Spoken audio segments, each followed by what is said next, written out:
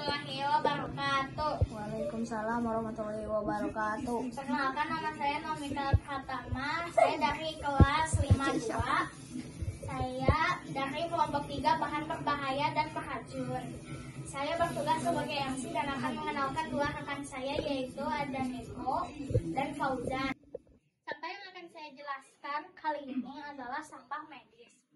Sampah medis merupakan sampah yang berasal dari kegiatan medis seperti rumah sakit, klinik, dan laboratorium.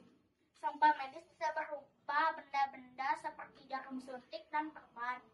Yaitu cara mendaur ulang sampah medis adalah dengan cara pertama pengumpulan dan pemilahan, kedua adalah sterilisasi, dan ketiga penghancuran.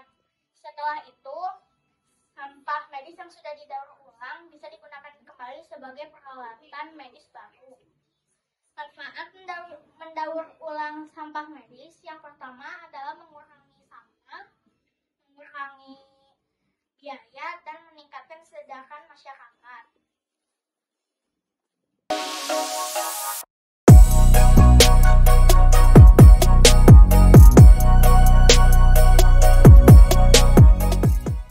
Niko Prilio, saya akan menjelaskan tentang cara mendaur ulang sampah baterai. Sampah yang saya jelaskan adalah sampah baterai. Cara mendaur ulang baterai bekas adalah pertama, kumpulkan baterai bekas dari berbagai sumber. Lalu pisahkan baterai berdasarkan jenisnya. Lalu pastikan baterai dalam keadaan tidak aktif dan tidak dapat digunakan lagi. Lalu kumpulkan baterai bekas dalam wadah yang aman dan tertutup. Angkut baterai ke tempat daur ulang yang terpercaya. Baterai dipisahkan berdasarkan jenisnya, lalu baterai dihancurkan supaya menjadi bagian-bagian kecil untuk memisahkan komponennya. Logam-logam seperti nikel, kadmium, dan timbal dipisahkan dan diolah menjadi bahan baku sekunder. Bahan-bahan kimia yang ada di dalam baterai diolah menjadi bahan baku sekunder atau dihilangkan. Lalu komponen yang ada di baterai dibersihkan dari kotoran kimia. Dan baterai lama yang habis bisa menjadi baterai yang terisi lagi. Manfaat dari daur ulang ini adalah menghemat sumber daya alam, mengurangi limbah berbahaya, dan mengurangi biaya, dan lain-lain.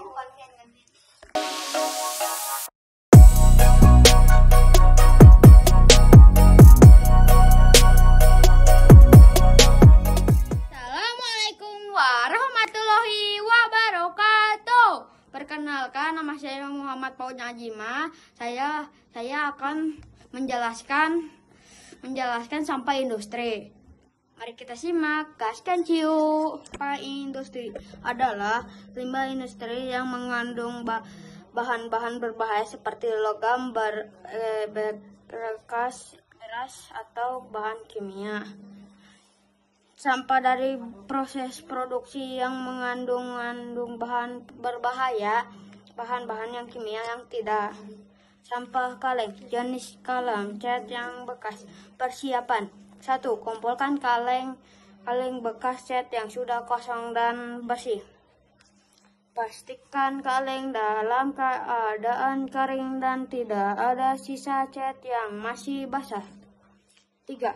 Lepaskan tutup kaleng dan cuci dengan air untuk menghilangkan sisa. Lanjut. Cat. Proses daur ulang, pengumpulan dan pemisahan. Kumpulkan kaleng bekas cat dan pisahkan dari limbah lainnya. Pembersihan, cuci kaleng dengan air dan sabun untuk menghilangkan sisa cat dan kotoran. Penghancuran, hancurkan kaleng menjadi bentuk yang lebih kecil untuk memudahkan proses daur ulang. Peleburan, leburkan kaleng menjadi bentuk logam yang dapat digunakan kembali. Pembentukan, bentuk logam yang telah direbus menjadi bentuk yang diinginkan seperti pipa, lembaran, atau bentuk lainnya. Lanjut. Pengertiannya, kaleng cat bekas adalah wadah yang terbuat dari logam, biasanya terbuat dari baja atau timah yang telah digunakan untuk menyimpan cat yang telah kosong. Kaleng cat bekas dapat menjadi limbah yang perlu perlu diolah dan diatur ulang untuk mengurangi dampak lingkungan. Penggunaan hasil daur ulang. 1. Bahan baru sekunder. Hasil daur ulang dapat digunakan sebagai bahan baku sekunder untuk produksi logam. Pembuatan produk baru. Hasil daur ulang dapat digunakan untuk membuat produk baru seperti pipa, lembaran, atau bentuk lainnya. Penghematan sumber daya alam.